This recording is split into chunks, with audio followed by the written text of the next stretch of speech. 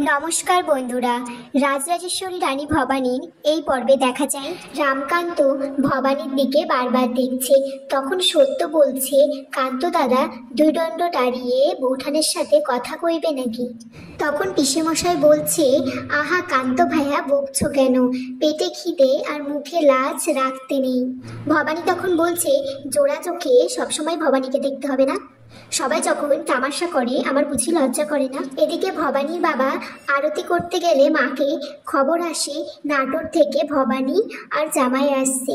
পিসেমশাই তখন বলছে, আমরা নিজেই চলে এলাম জমিদার মশাই, আত্মীয়তা যখন হয়েছে আসা যাওয়া তো চলতেই থাকবে। তারপর ভবানী তার বাবাকে দেখে জড়িয়ে ধরে আর কান্না করে।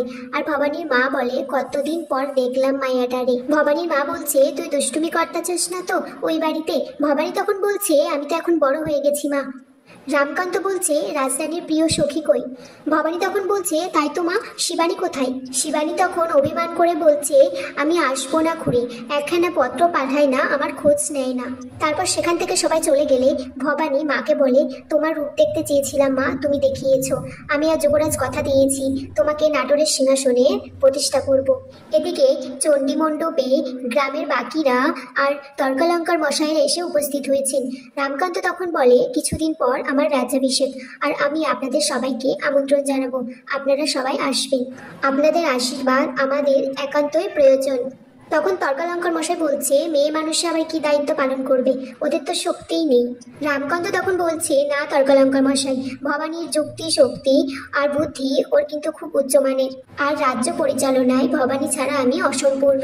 এদিকে ভবানীর মা শিবানী রামকান্ত এবং বাকিদের জন্য খাবারের ব্যবস্থা করছে। দেওয়ান মশাই আর পিসে মশাই বাকিরা সবাই খেয়ে বলছে, রান্না খুব সুস্বাদু হয়েছে। পিসে মশাই তখন বলছে, যুবরাজের কিছু লাগে কিনা দেখুন। ভবানীর মা বলছে, ও ভবানী, একটা মাছ দে জামাইকে। রামকান্ত তখন বলছে, না মাছ না ভবানী, তুমি বরং আমাকে একটু তরকারি দাও। দেওয়ান মশাই তখন বলছে, যুবরাজ, আজ আচার্য গুরুর সাথে দেখা হয়ে যাওয়াটা একটা কাকতালীয় ঘটনা। উনি কিন্তু জানাননি ওনার কন্যার শ্বশুর ঘর এই ছাতিনা গ্রামে উঠে এসেছে। তখন ভবানী বলছে, তাহলে একবার আচার্য গুরুর কন্যার সাথে আলাপ করে আসবো। শিবানীকে বলে, তুই চিনিস নাকি তাকে? শিবানী আর ভবানী বেরিয়েছে। তখন ভবানী বলছে, জানিস তো মহলে এইভাবে স্বাধীনভাবে ঘুরে বেড়ানো যায় না। শিবানী বলছে, তুই তো ভালোই আছিস ভবানী, জামাই দাদার মন পেয়েছিস, পাশাপাশি আছেন সর্বক্ষণ, আর কি চাই?